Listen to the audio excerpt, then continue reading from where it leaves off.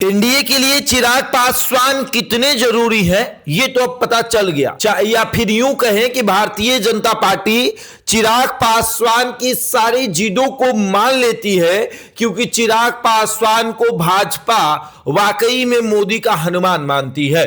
जहां एक तरफ चिराग पासवान नाराज थे, जहां एक तरफ ये बातें कही गई कि चिराग पासवान जो है अब वो एनडीए का साथ छोड़ देंगे, चिराग पासवान को लेकर कई तरह की बातें सामने आई और चिराग पासवान भी दिल्ली में जाकर अपने फोन को ऑफ करके उन्होंने भी ये बता दिया कि अब हम इनके साथ नहीं रहने वाले हैं। लेकिन भाजपा में कुछ नेता ऐसे हैं जो ये चाहते हैं कि चिराग पासवान यही रहे ताकि अपने भाई भतीजे को इनके पार्टी के जरिए सेट रखा जाए।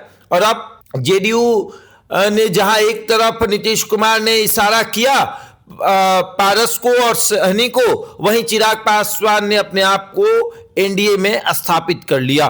भारतीय जनता पार्टी ने चिराग पासवान को 25 से 30 सीटें जो हैं वो ऑफर की हैं कि 25 से 30 के बीच में आपको सीटें दी जाएंगी, आप अपने आप को स्थापित करिए। लेकिन इसमें यह भी है कि उन 25 से 30 सीटों में लगभग 3 से 4 ऐसे उम्मीदवार होंगे जो भारतीय जनता पार्टी के होंगे, इनके सिंबल से चुनाव लड़ेंगे। यानी कि भारतीय जनता पार्टी के नेता इनके सिंबल से चुनाव लड़ेंगे, ये भी तय है। तो देखिए, चिराग पासवान जो चाहते थे कि उनको एक सकारात्मक सीटें मिले जिनसे वो चुनाव लड़े, अब वो मिल रही है। अब वो दिख रहा है कि चिराग पासवान को सकारात्मक सीटें जो हैं वो दी जा रही हैं और चिराग पासवान भी अब खुश है। लेकिन इससे नुकसान हुआ है जीतन राम मांझी को, इससे नुकसान हुआ उपेंद्र कुशवाहा को। मतलब एक चिराग पासवान को खुश करने के लिए जीतन राम मांझी को ना खुश किया गया, उपेंद्र कुशवाहा को ना खुश किया गया। जीतन राम मांझी 20 सीट मांग रहे थे,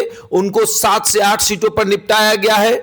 उपेंद्र कुशवाहा को 6 सीटें दी गई हैं और वो भी ऐसी सीटें जहां से वो चुनाव बुरी तरीके से हारेंगे। मतलब कि सीटें दी जाएंगी लेकिन विधायक जीत कर नहीं आएंगे।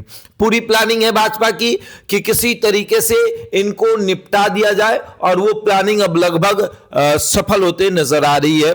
सभी का ये मानना है कि इनके साथ जो है वो धोखा हुआ है, लेकिन भाजपा का ये कहना है कि हम किसी के साथ कोई धोखा नहीं करते हैं, हम सबको बराबर हिस्सों में देखते हैं। लेकिन ये साफ तौर पर दिख रहा है कि चिराग पासवान को सेट करने में कुशवाहा और मांझी को आउट करने की पूरी तैयारी की गई। अभी कुशवाहा जो है वो साफ तौर पर उन्होंने सोशल मीडिया पर लिख दिया कि अभी कोई बातचीत नहीं हुई है, जो कुछ भी चलाया जा रहा है वो बिल्कुल बेबुनियाद है। यानी उपेंद्र कुशवाहा अभी भी इस मोड में है कि वो कहीं भी जा सकते हैं। उपेंद्र कुशवाहा ये भी देख रहे हैं कि अगर हम तेजस्वी की तरफ जाते हैं तो वहां कुशवाहा का कोई बड़ा नेता नहीं है, वहां हमको सेट कर लिया जाएगा।